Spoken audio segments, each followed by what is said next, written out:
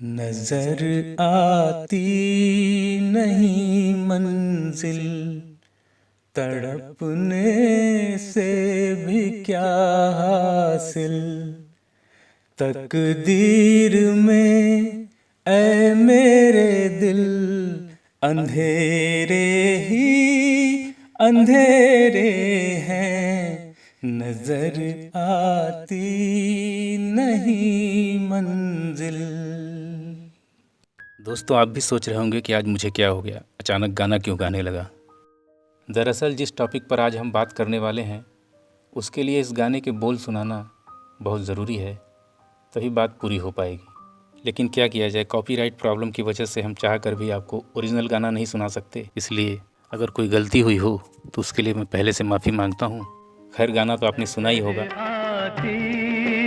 साल 1972 में आई फिल्म कांच और हीरा से रविंद्र जैन जी ने जब हिंदी फिल्मों में संगीत देने की शुरुआत की तो खुद के लिखे और संगीतबद्ध किए इस गीत को रफ़ी साहब से गवाया। रफ़ी साहब का योगदान मेरे लिए कभी न भूलने वाला है। उन्होंने सबसे पहला मेरा जो फिल्मी कैरियर का गाना है, रफ़ी साहब की आवाज़ से उन्होंने नवाजा। आँखों से न दिखने के बावजूद अपने मधुर और भव्य संगीत से हर दृश्य को जीवंत कर देने में माहिर महान संगीतकार रविंद्र जैन ने इस गाने के ज़रिए शायद अपने ही दर्द को बयान किया था, जो शायद अपने संघर्ष के दौरान उन्होंने महसूस किया होगा। रविंद्र जैन जी ने शुरुआत में बड़े गायकों से कुछ गाने ज़रूर गवाए, लेकिन बाद में फिल्म संगीत से लेकर कालजयी धारावाहिक रामायण तक, जो उनके संगीत के बिना अधूरा ही होता, उन्होंने नई प्रतिभाओं के साथ ही ज़्यादा काम किया और एक से बढ़कर एक सदाबहार गाने दिए। साथ ही हिंदी सिनेमा को कई सारी नई आवाज़ें भी दी। रविंद्र जैन जी ने छोटे बड़े हर बजट की फिल्मों में संगीत दिया, जिनमें यशुदास, जसपाल सिंह, हेमलता, इंद्राणी मुखर्जी जैसे उस दौर के न्यू सिंगर्स को भी भरपूर मौका दिया। हालांकि बीच बीच में सभी बड़े गायक गायिकाओं के साथ भी उनके गाने आते रहे, जिनमें रफ़ी साहब, लता जी, किशोर दा और आशा जी के अलावा 80s के मशहूर सुरेश वाडेकर, मोहम्मद अजीज़ और अनुराधा पौडवाल जैसे नाम भी शामिल हैं। इसके अलावा रविंद्र जैन जी ने खुद भी कई गाने गाए हैं जो उतने ही पसंद किए गए।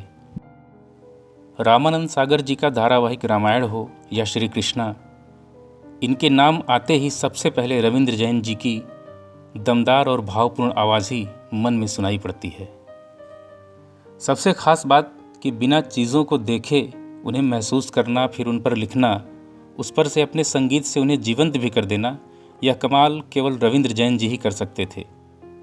हालांकि ऐसा भी नहीं है कि उन्होंने केवल अपने ही लिखे गानों में संगीत दिया है, उन्होंने दूसरे नामी गीतकारों के लिखे गानों में भी उसी शिद्दत के साथ संगीत बनाया और तकरीबन सभी उनके गाने उतने ही पसंद किए गए। बेशक बाद के बदलते दौर में उन्हें फिल्में कम मिला करती थीं, लेकिन जब जब भी उन्हें मौका मिला उनके संगीत का जादू सर चढ़कर बोला।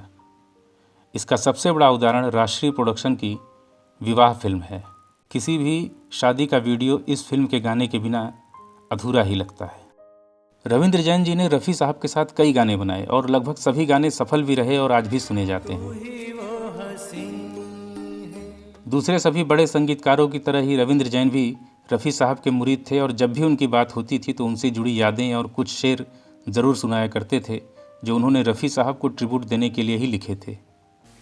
पेशानी पे शम्स, आँख में तारों की ज़िया थी, वो कैसे बुझा जिसको ज़माने की दुआ थी।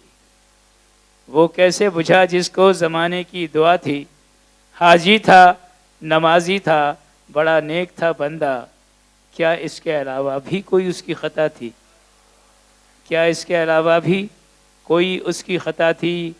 अल्लाह वो रोज़ा था कि था रोज़ क़यामत, अफ्तारी का था वक्त, उधर सर पे क़ज़ा थी।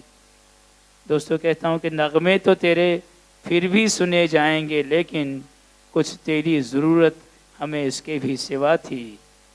तू क्या था नहीं सबको ख़बर, बस ये ख़बर है मुतरिब तेरी आवाज़ बड़ी होश रुबा थी। नाखुश है खुदा अपने फ़रिश्तों से वगरना, नाखुश है खुदा अपने फ़रिश्तों से वगरना, धरती के फ़रिश्ते की ज़रूरत उसे क्या थी। Thank you very much. दोस्तों, रविंद्र जैन जी के कुछ गाने जो आपको बेहद पसंद हो हमें ज़रूर बताएं। साथ ही रफ़ी साहब के लिए बनाए उनके और कौन कौन से गाने हैं जो आपने सुने हैं, यह भी बताएं।